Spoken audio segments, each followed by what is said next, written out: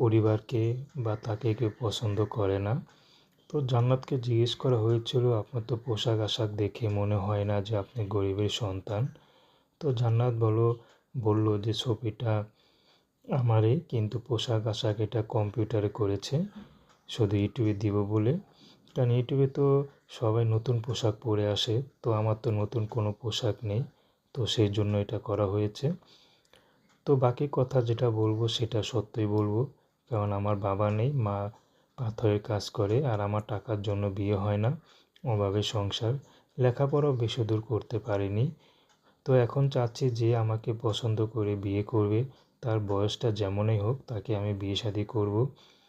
সেই মানুষটি যদি কম টাকাও চাকরি করে আমার আপত্তি নেই, তার ঘরে যদি বউ বাচ্চা থাকে সেটাও কোনো সমস্যা হবে না, যদি সে আমাকে সারা জীবন একসাথে থেকে চালিয়ে নিয়ে যেতে পারে। তো দর্শক, এই ছিল জান্নাতের জীবনের সংক্ষিপ্ত জীবন কাহিনী। তো প্রেম ভালোবাসা